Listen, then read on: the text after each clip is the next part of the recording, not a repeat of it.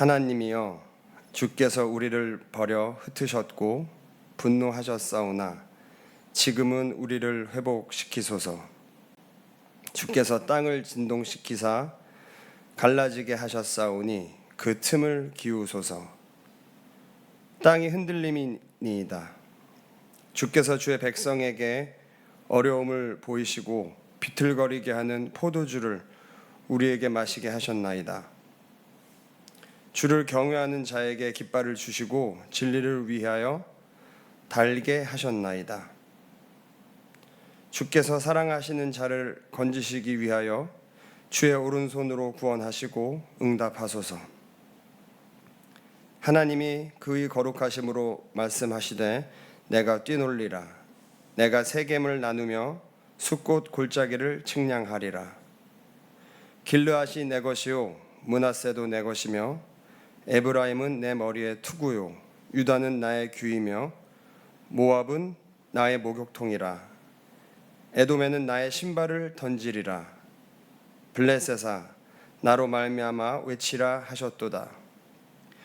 누가 나를 이끌어 견고한 성에 들이며 누가 나를 에돔에 인도할까? 하나님이여, 주께서 우리를 버리지 아니하셨나이까? 하나님이여, 주께서 우리 군대와 함께 나아가지 아니하시나이다. 우리를 도와 대적을 치게 하소서. 사람의 구원은 헛됨이니이다. 우리가 하나님을 의지하고 용감하게 행하리니 그는 우리의 대적을 밟을 심이심이로다. 아멘. 오늘의 주제를 전쟁의 승패는 주님께 달려있다로 정해봤습니다. 우리의 삶이 어떻게 보면은 참 전쟁과도 같은 것 같습니다. 물론 기쁘고 즐거운 축제 같을 때도 있지만 제가 저보다 인생의 선배님들을 앞에다 모시고 이런 말씀하기도 좀 그렇지만 참 인생은 때로는이 아니라 종국에는 어떤 전쟁이고 그 전쟁을 어떻게 치러느냐가 우리 삶의 가장 중요한 점이 아닐까 싶습니다. 우리 예수 그리스도를 믿는 사람들은 이 전쟁에서 이미 우리가 승리했음을 믿습니다. 아멘. 그런데 말입니다. 전쟁에서 승리했음을 믿는데도 제가 아직 많이 모자라서 그런지 모르겠지만 이 살아간다는 것이 여러 가지 고민도 많고 참 아프기도 하고 여러 가지 두려운 일들이 많이 있습니다. 이 전쟁과 같은 삶을 우리는 어떻게 살아가야 하는 것일까요? 오늘의 말씀에 대해서 한번 공부를 좀 해보겠습니다. 오늘 우리가 시편을 읽었는데요. 이 시편의 배경은 다윗의 신하 요압이 에돔에게 크게 승리한 그런 사건에 대한 이야기입니다.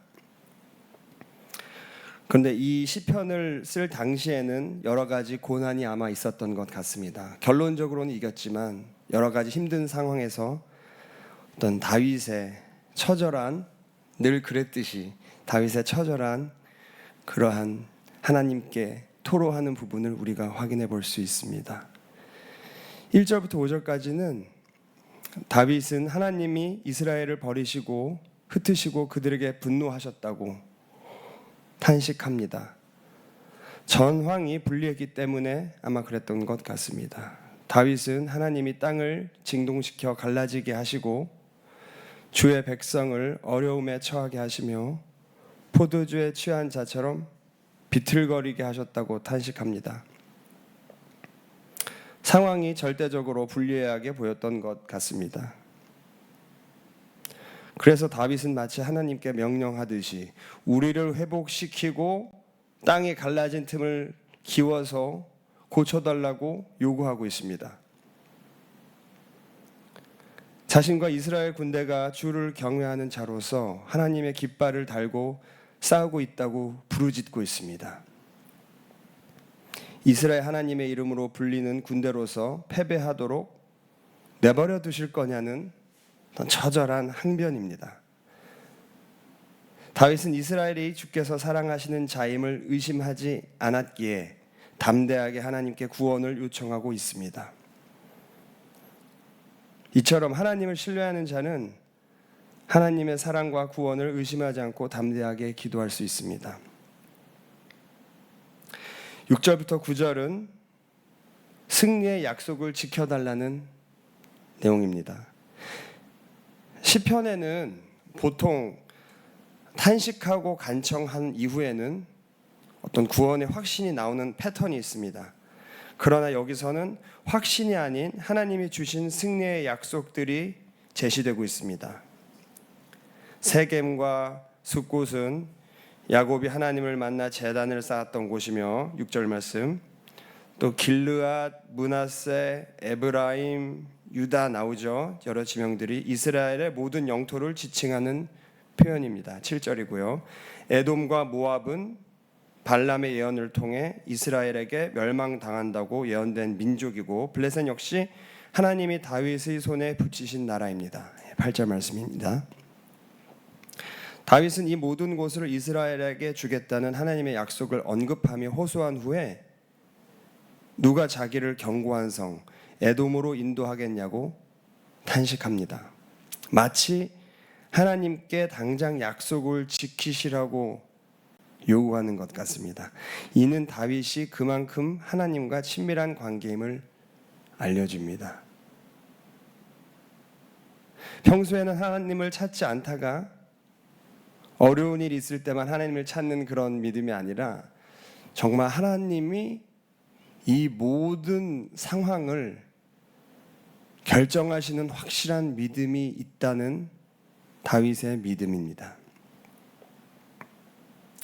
마지막 10절에서 12절은 하나님만 의지한다는 다윗의 믿음이 보여집니다. 다윗은 다시 한번 하나님께 이스라엘을 버리신 것이 아니냐, 어찌 우리 군대와 함께 하시지 않느냐며 원망합니다. 참 대단한 믿음입니다. 즉 당장 함께 싸워달라고 조르는 것입니다. 다윗이 이렇게 원망과 불평까지 표현하며 도와달라고 조르는 이유는 자신들의 힘으로는 에돔을 정복할 수 없기 때문입니다. 그래서 오직 하나님만 의지하며 용감하게 싸우겠다는 다짐과 하나님이 결국 승리를 주시리라는 확신을 표현하며 노래를 마칩니다. 이 성경 말씀을 읽고선 어떤 생각이 드시는지요? 다윗은 이 전쟁에서 어떤 위기 상황에 봉착했을 때 어떻게 보면 어떤 방법론을 찾은 것이 아니라 하나님께 마치 어린아이 같이 투정 부리듯이 조르듯이 기도하고 있습니다. 이런 다윗의 모습을 우리는 성경에서 자주 확인할 수가 있죠. 어쩌면 다윗이 이런 기도를 하고 있는 모습을 그 부하들이나 신하들이나 국민들이 보면 다윗에 대한 믿음이 흔들렸을 수도 있을 것 같습니다. 우리의 리더가 저렇게 보이지도 않는 하나님, 믿음이 약한 자라면 그 광경을 목격한 자가 저러고 있으니 우리의 리더가 지금 전쟁에서 우리가 이렇게 힘들고 있는데 하나님께 좀 어떻게 좀 도와달라고 이렇게 떼쓰듯이 기도하고 있는 다윗의 모습이 과연 어떻게 보였을까요?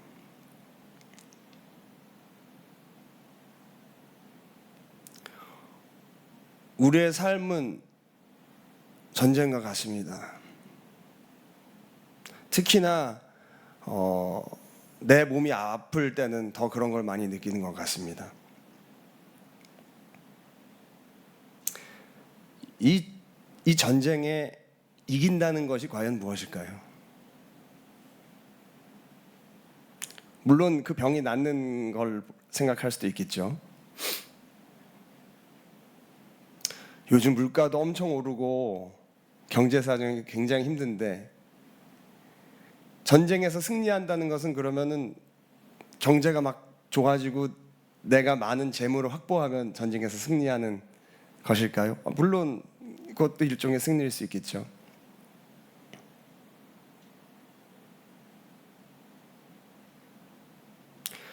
다윗에게 전쟁의 승리가 뭐냐고 물어본다면 다윗이 뭐라고 대답을 할까요? 나중에 우리 모두 하늘나라 가서 다윗을 만날 거 아닙니까? 다윗에게 한번 인터뷰를 한번 해보는 겁니다. 다윗님 무슨 생각으로 사셨습니까?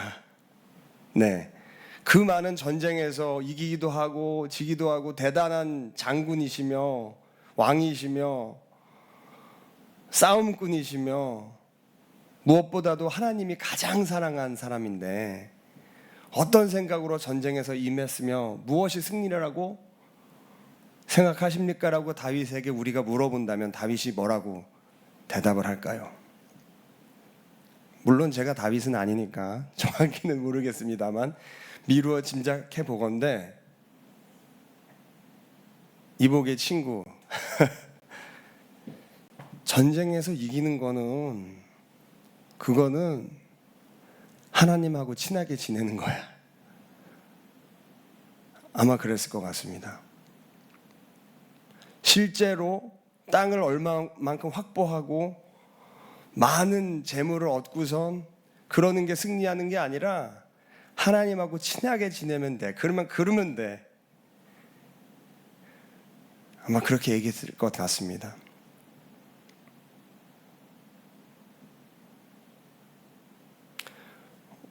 오늘의 주제를 전쟁의 승패는 주께 달려있다라고 정해봤는데요. 우리의 삶은 결국에는 열심히 살다가 하나님 곁에 돌아가는 삶입니다. 여기서의 과연 이기는 것, 승리가 무엇일까요? 여러 가지 고난이 있겠지만 승리는 하나님과 친하게 지내는 것입니다. 그런데 참으로 놀라운 것은 우리가 언제 하나님, 우리 예수 그리스도하고 친하게 지낼 수 있을까요? 그것은 고난의 때입니다. 우리가 저 밑 지하로 내려가서 움직일 힘조차 없고 쓰러져서 목이 너무 마른데 마실 물도 없고 그 누구도 없고 아무도 없을 때 흘릴 눈물밖에 없고 모든 것이 무너져 내릴 때 그때 저 밑을 보면 나보다 더 밑에 예수님이 왔어.